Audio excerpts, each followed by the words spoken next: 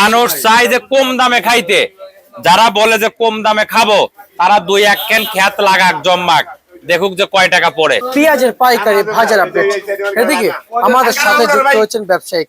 আসসালামু আলাইকুম। ওয়ালাইকুম আসসালাম। কেমন আছেন? নীল ভাই দাও। ভাইজান কেমন আছেন? আছি আলহামদুলিল্লাহ, ভালো আছেন? পেঁয়াজ কত করে বিক্রি চলছে?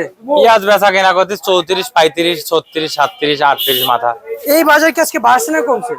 বাজার গতকালকে আজকে একরকমই, আমদানি একটু কম হয়েছে, আজ দুদিন এটা আমদানি কম হিসাবে বাজার বাড়ার কথা। আজকে 21 তারিখ, তো 21শে ফেব্রুয়ারি, তাই জন্য কাস্টমার আছে কম। কম বলতে আপনার রাস্তাঘাট তো ফাঁকা, সবকিছু তো বন্ধ। আজকে না হোক কালকে হবে বেচা কেনা আল্লাহর রহমতে। আচ্ছা, বেচা বিক্রি হবে? হ্যাঁ, বেচা বিক্রি আল্লাহর রহমত করলে তো হবেই। আচ্ছা, এখন না হোক দুপুরে হোক বিকাল হোক হবেই, সমস্যা নেই, হবে।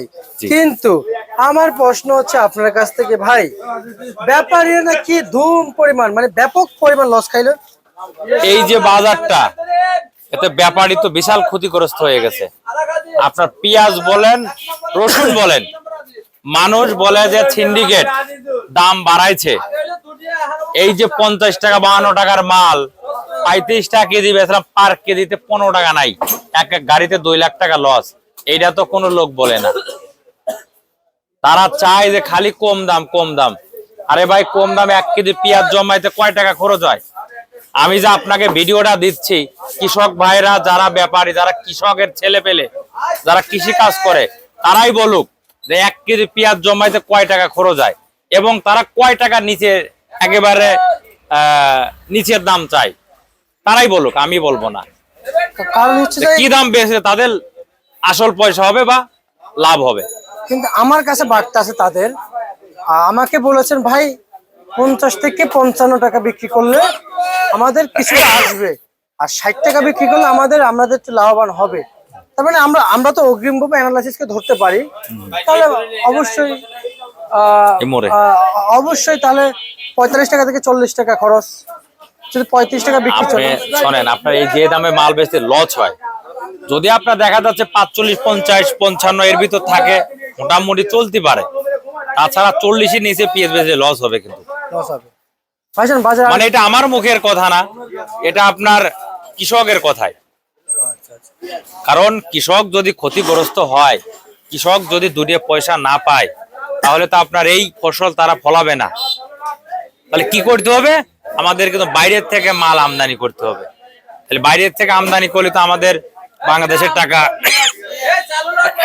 চলে যাবে বাইরে, তাহলে তো আমাদের দেশের ক্ষতি হবে। তা তো অবশ্যই ক্ষতি হবে। এজন্য আমাদের দেশের কৃষক যাতে লাভবান হয়, কৃষক যাতে ন্যায্য দাম পায়, এই আশাটাই আমি করি। আচ্ছা শহীদুল ভাই, এই যে আজকের হাটের বাজারের খবর নিয়েছেন? হাটে বাজার আছে আপনার 1300-1400 টাকা। 1300-1400 টাকা। আর মার্কেটে বাজার কত সর্বোচ্চ? আমাদের এখানে আমরা মাথা বেচে 38 টাকা, যেটা ভালো মালটা। আচ্ছা, আর সর্বনিম্নে? সর্বনিম্নে বেচে 30 টাকা কেজি। 30 টাকার মাল ভালো না। আচ্ছা, আর মেহেরপুরের মাল আমরা দাম চাই 30 টাকা, কিন্তু ওইটা বেচা কিনা হয় না। জি জি জি জি। আচ্ছা আচ্ছা, ওই মালটা ধরতে যাচ্ছে না, বুঝছেন? এটা তো এখন এই মাল যে কেনছে, সে তো আপনার 40-42 টাকা বাজারে কেনছে। এই যে তার এই গাড়িতে 1.5 লাখ টাকা লস হবে। লস হবে? হ্যাঁ, আর সে কি 1 টাকা কি লাভ করছে বলেন? না ভাই, বলেন। তো তাহলে তো এখানে তো লস হয়ে যাচ্ছে। লস হয়ে যাবে তো। আচ্ছা, রসুন 3 দিন আগে বিক্রি আছে 105 টাকা, 100 টাকা। সেই রসুনের বাজার হলে আপনার 50-60 টাকা কেজি। তাহলে তো কৃষকের তো বিশাল লস।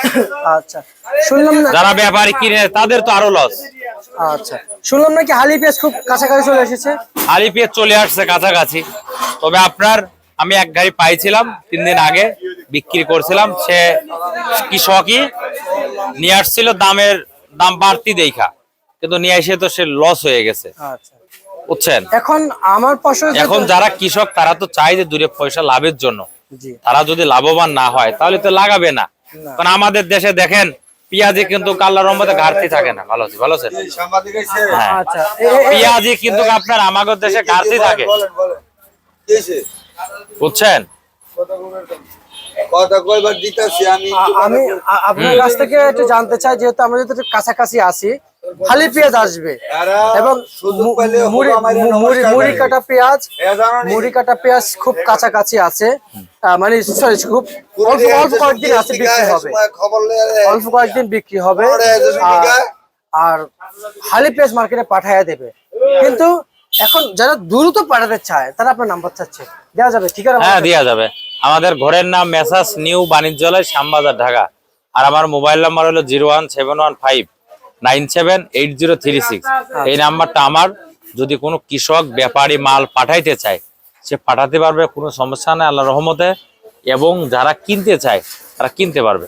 আচ্ছা আচ্ছা, বুঝতে পারছি। মাল বেচা হবে, টাকা ক্লিয়ার সাথে সাথে ইনশাল্লাহ। আচ্ছা, আর একটু জানতে চাইবো আপনার কাছ থেকে, শহীদুল ভাই, বাজারে রসুনের দাম কেমন রয়েছে? রসুন আপনার দেশি রসুন আজকে 60 টাকা বেচা কেনা আছে। 60 টাকা, 60-62 এরকম। আচ্ছা আচ্ছা আচ্ছা, 60-62। জি। আচ্ছা, 3 দিন আগে দাম ছিল বেশি, কিন্তু কমে গেছে। আর বাজারে আলু কত বিক্রি চলছে? আলু 10 টাকা। এই 10 টাকা আগে যদি আলু থাকে তাহলে কৃষক আপনার বাঁচে কেমনে? দাম বাড়িয়ে গেলে পারে মানুষ পাগল হয়ে যায়, দাম বাড়লো কেন এই যে কমিয়ে গেছে, এই কথাটা কে কবে? কাঁচা মালের কোনো সিন্ডিকেট চলে না, বুঝছেন? কাঁচা মাল আমদানি হইলে দাম কমে, আমদানি কম হইলে দাম বাড়ে।